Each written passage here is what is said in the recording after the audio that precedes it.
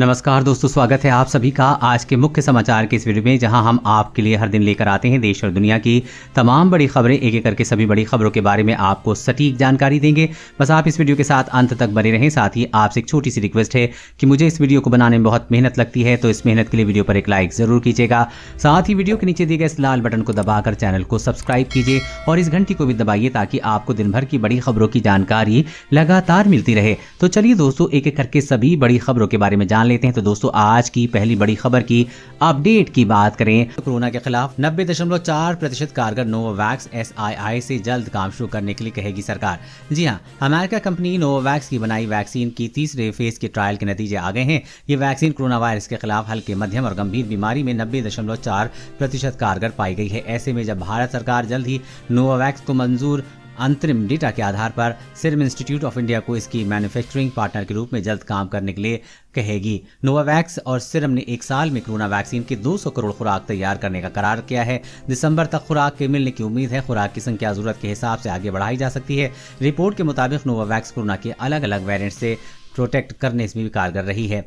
और अगली बड़ी खबर की बात करें तो अगर कोई दुकानदार एक्सपायर हो चुका सामान दे दे तो फोन पर करें शिकायत, तुरंत होगी कार्रवाई। जी हां, अक्सर जब हम दुकान से सामान लेने आ जाते हैं तो एक्सपायरी डेट चेक करना भूल जाते हैं। दुकानदार भी कई बार एक्सपायर हो चुका सामान दे देता है और जब आप उसे लौटाने जाते हैं तो दुकानदार मना कर देते हैं। ऐसे में आप दुकानदार के खिलाफ शिकायत कर सकते हैं। ग्राहक को दुकानदार से झगड़ा करने की जरूरत नहीं है। ऐसे मामले में अब कंज्यूमर फोरम ने शिकायत करना बेहद आसान हो गया। आप घर बैठे ही शिकायत कर सकते हैं। 1800-114-0000 या 14404 नंबर पर कॉल करके दुकानदार, सर्विस प्रोवाइडर या डीलर की शिकायत कर सकते हैं, या फिर आप 813-000-9809 पर मैसेज भेजकर भी शिकायत कर सकते हैं। इसके बाद आपको एक कॉल आएगी जिस पर आप अपनी कंप्लेंट दर्ज करा सकते हैं। अगर किसी डीलर, दुकानदार या सर्विस प्रोवाइडर ने आपके साथ धोखा किया है तो आप आसानी से शिकायत कर सकते हैं।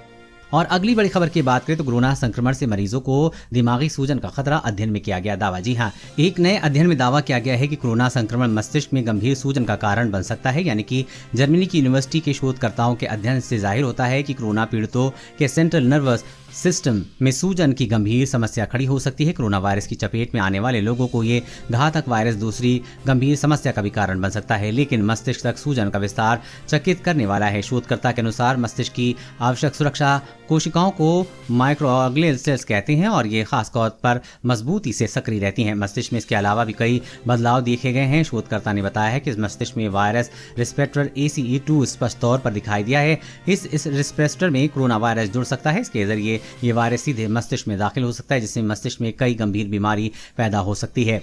और अगली बड़ी खबर की बात करें तो अब रेलवे टिकट बुक करने के लिए भी आधार से पैन लिंक करना होगा जरूरी। जी हाँ, रेलवे टिकट बुक करने वाले रैकेट को खत्म करने के लिए भारतीय रेलवे नई व्यवस्था लेकर आ रहा है। आने वाले समय में रेलवे टिकट बुक करने के लिए आपका आधार कार्ड पैन कार्ड से लिंक कराना जरूरी होगा। ऐसा नहीं होने पर IRCTC आपकी टिकट बुक नहीं करेगा। इसके अलावा IRCTC आपसे पासपोर्ट और अन्य पहचान पत्र की जानकारी भी मांग सकता है। ये सारी जांच पड़ताल IRCTC की वेबसाइट पर होगी, जिसके जरिए आप अपना टिकट बुक कर सकते हैं। रेलवे सुरक्षा बल के डायरेक्टर जनरल अरुण कुमार ने ये जानकारी दी। उन्होंने प्रेस ब्रीफिंग के दौरान बताया कि इससे पहले दलालों को रोकने के लिए जो भी पहल की गई थी उसमें आर्टिफिशियल इंटेलिजेंस का उपयोग नहीं हुआ था। इसी वजह से ये सभी असफल रहे थे। इसी वजह से टिकट बुक करने वाले दलालों को रोकने के लिए ऑनलाइन कदम उठाए जाने की जरूरत है।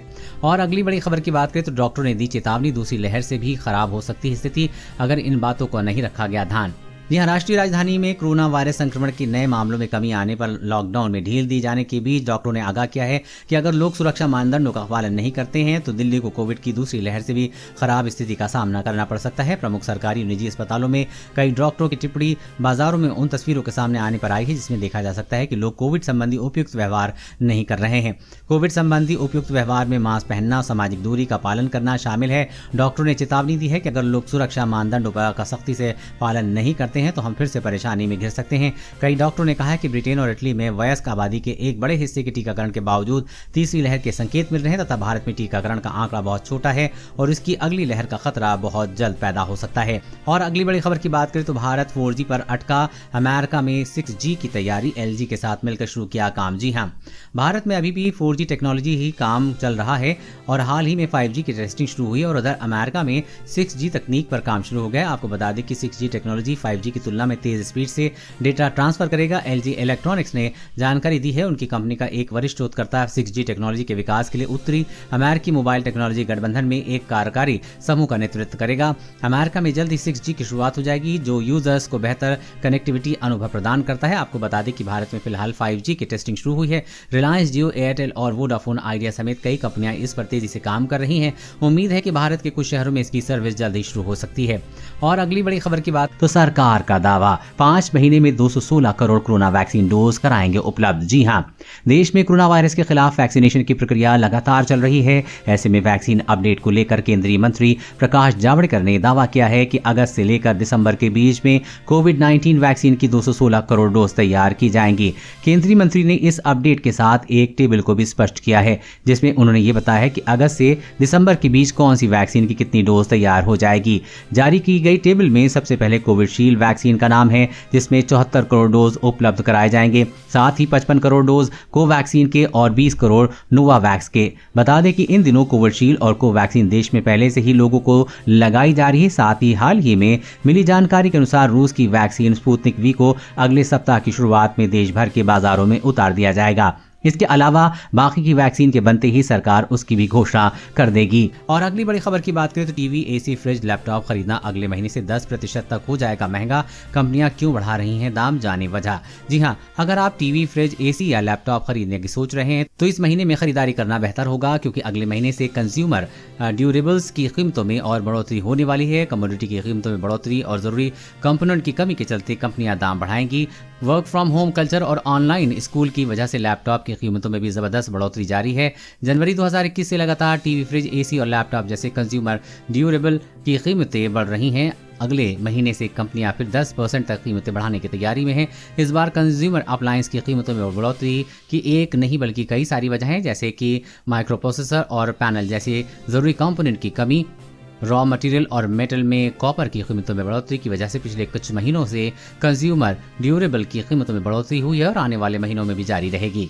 और अगली बड़ी खबर की बात करें तो मोबाइल फोन को स्क्रीन देगी कोरोना संकट की जानकारी। शोधकर्ता ने निकाला जांच का आसान तरीका। जी हां, अब लोगों के स्वैब सीधे तौर पर लिए जाने के बजाय स्मार्टफोन के स्क्रीन से कोरोना से संक्रमित लोगों को पता लगाया जाएगा। पीसीआर टेस्ट के बजाय नियमित नेजल स्वैब की पहचान का अब फोन से स्क्रीन से तस्वीर खींचकर किया जा सकेगा। नई विधि को फोन स्क्रीन टेस्टिंग कहा जाता है। यूनिवर्सिटी कॉलेज लंदन के नेतृत्व में शोधकर्ताओं की वैश्विक महामारी कोविड-19 के परीक्षण का सटीक, सस्ता और सुलभ तरीका ढूंढ निकाला। इसमें संक्रमण के लक्षण वालों के स्वैब के नमूनों की परख मोबाइल फोन के स्क्रीन से हो जाएगी। 81 से 100 लोगों के फोन से कोरोना से संक्रमित लोगों की पहचान की गई है।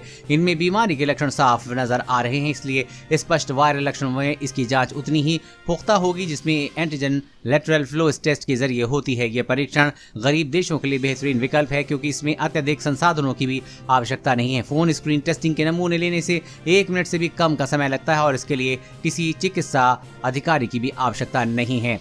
और अगली बड़ी खबर की बात करें तो पेटीएम से अब सिर्फ 2 मिनट में करवाएं कार और बाइक्स का इंश्योरेंस। 14 कंपनियों के साथ किया करार। जी हां, पेमेंट ऐप पेटीएम के जरिए अब आप सिर्फ डिजिटल पेमेंट ही नहीं बल्कि अपनी बाइक और कार का इंश्योरेंस भी करवा सकेंगे। Paytm insurance broking private limited Paytm की पूर्ण स्वामित्व वाली सहायक कंपनी ने कार और बाइक बीमा की पेशकश की है। कंपनी की किफायती वाहन बीमा प्लान के लिए 14 टॉप इंश्योरेंस कंपनियों के साथ पार्टनरशिप की है। पेटीएम प्लेटफॉर्म का वाहन मालिकों को पॉलिसी खरीदने से पहले कोई दस्तावेज अपलोड करने की जरूरत नहीं होगी। साथ ही उन्होंने टेलीकॉलर्स वाला बीमा खरीदने के लिए दबाव डालने से परेशान होने की भी चिंता नहीं रहेगी। अब बीमा उत्पादों का भुगतान Paytm wallet, Paytm UPI, net banking, debit और क्रेडिट कार्ड के जरिए किया जा सकेगा। पेटीएम ने कहा है कि हम कार और बाइक बीमा दोनों को खरीदने और रिन्यू करने की पूरी प्रक्रिया को सरल, सहज और पूरी तरह से डिजिटल बनाने पर ध्यान केंद्रित कर रहे हैं। पॉलिसी लेने में सिर्फ 2 मिनट लगेंगे। पॉलिसी तुरंत जारी कर दी जाएगी। और अगली बड़ी खबर की बात करें तो प्रदूषण का कोरोना कनेक्शन। देश में जहां पॉल्यूशन ज्यादा वहां कोविड-19 अधिक घातक रहा है। जी हां, देश में अधिक प्रदूषण वाले इलाकों में कोरोना अधिक संक्रामक और जानलेवा साबित हुआ है। मतलब खराब वायु गुणवत्ता और ज्यादा PM 2.5 उत्सर्जन करने वाले क्षेत्रों में संक्रमण और इससे संबंधित मौतों की संभावना अधिक हो रही है। देशव्यापी अध्ययन में यह दावा किया गया है कि सभी राज्यों में सांख्यिकी विश्लेषण के दौरान कोविड-19 और PM 2.5 के बीच संबंध स्थापित किया गया है। इसमें PM 2.5 की सांद्रता और कोरोना से मौत के बीच सीधा संबंध मिला है। वैज्ञानिकों द्वारा विकसित नेशनल इमिशन इन्वेंटरी के अनुसार उत्तर प्रदेश के बाद महाराष्ट्र सबसे ज्यादा प्रदूषण उत्सर्जन करने वाला राज्य है। दोस्तों आज की खबरों में बस इतना ही। इसी तरह हर रोज काम की खबरें जानने के लिए आप हमेशा हमारे साथ जुड़े रहें। हमारे साथ जुड़ने के लिए वीडियो के नीचे दिए गए इस लाल बटन को दबाएं और साथ ही इस घंटी को भी दबाइए ताकि आपको हर खबर की सटीक जानकारी मिल सके। जय हिंद।